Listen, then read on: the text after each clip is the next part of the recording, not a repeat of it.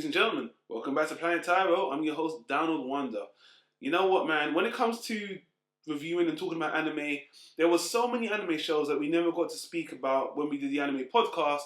And now, if I want to speak about them, I actually have to go back and rewatch them so I can get all the points back in my brain because there's so many things I like to hit on. This show in particular is one of the good ones, one of the underrated ones, and actually the mangaka is someone I really respect for another one of my favourite titles. So without further ado, let's get into it.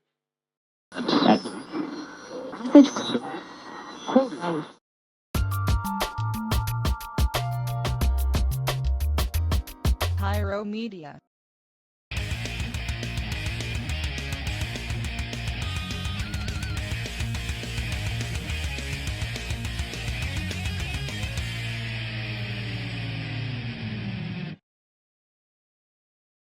We're talking about Nana.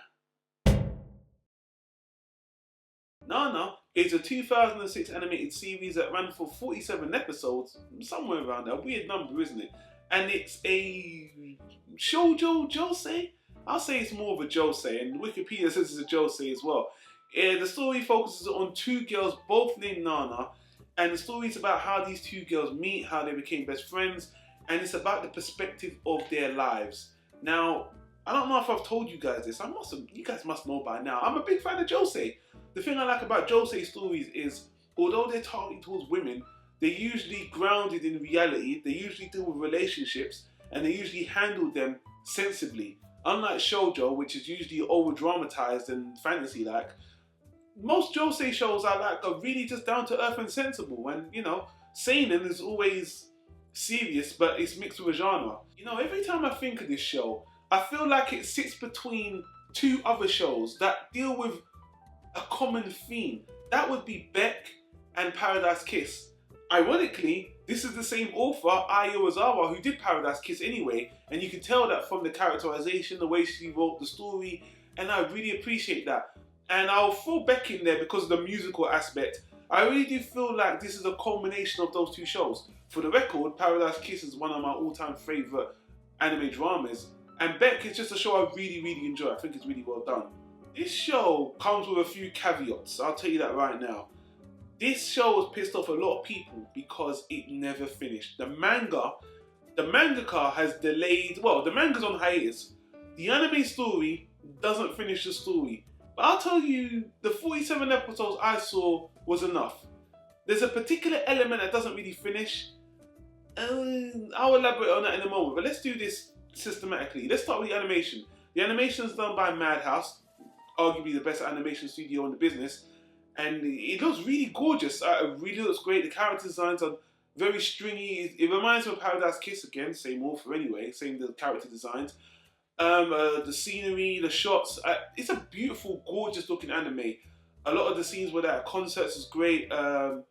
Overall, the opening's good, even though I can't remember the closing. I think the closing's good. I'll have to rewatch it again. But I just remember it does have a very good artistic flair. I watched this show in the English dub. The English dub is fantastic. This is a very conversational show anyway, like most joseis are. So I wouldn't want to watch this in Japanese anyway, but the English dub is stellar. On top of that, because this is a musical show, and this has got to do with one big part of the show is the music aspect, as one of them is a musician. The voice actor singing in English does a fantastic job as well. The soundtrack is fantastic, the dub is fantastic, the dialogue is really good, the script is good on a whole. I was satisfied soundly, if that's a word. Everything that to the ear was just on point. And it's actually one of the highest points of the show. It's a musical anime, it's a show that deals with music, and it does that very, very well. Saying all that, arguably the best thing about the show is actually the characters and the character development. The thing with joseis, as I was praising before, they seem to take a more realistic approach when it comes to relationships and when it comes to people. These characters are flawed. This show is taken from the female perspective, yeah? And I have to say, some of it is dramatic, some of it is a little bit melodramatic, but it's realistic. And you might not like some of these characters. I know one of the girls, one of the nanas in particular, Hachi, whatever her nickname is, by the end of the anime, she upsets you, and she really got on my nerves, but she was real, and the decision she made and how her life turned out, I actually felt sorry for her, even though she was wishy-washy and flighty and really stupid at some points. She was a real character. The other Nana, the musician, she was another tough person.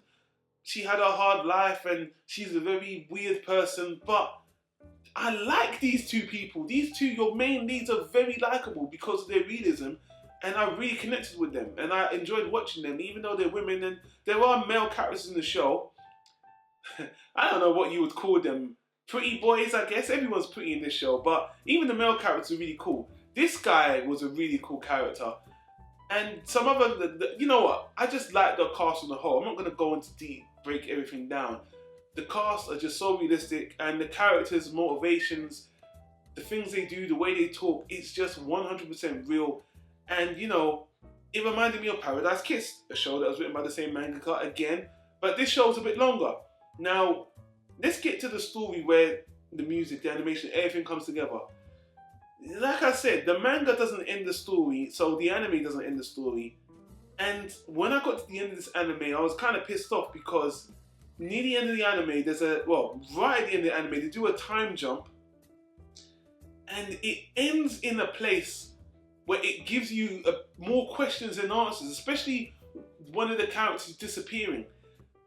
I kind of wish they did an anime-only ending just to wrap this up, because this is a really good story. This is a really good, interesting story. It's slice of life, by the way, so I'm not gonna. It's not an adventure story. I guess I can't sell you on it unless you like enjoying shows about characters living through their lives, like Honey and Clove and Paradise Kiss, as I mentioned before. But it bugged me the way that the story ended, and I know a lot of the fans of the mangaka are pissed off. This has been on hiatus for nearly 10 years now. It ain't gonna end. I actually went and read some of the manga. The manga's not finished, but I got a little bit of closure, and I had to read the manga to find out what the time skip was all about. And I think they could have even if they didn't do an anime-only ending, they could have concluded it a little bit more, not by making it ending so ambiguous. But for all of that, the 47 episodes is enough. You come away from this anime with enough story to make you feel like this was a good show.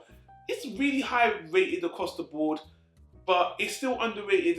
It's not known to the masses, and that's because, you know, it's when people love anime, they love shonen, they love action mostly. But this is one of the better drama animes, even though it doesn't necessarily end. Would I recommend the show? Yes.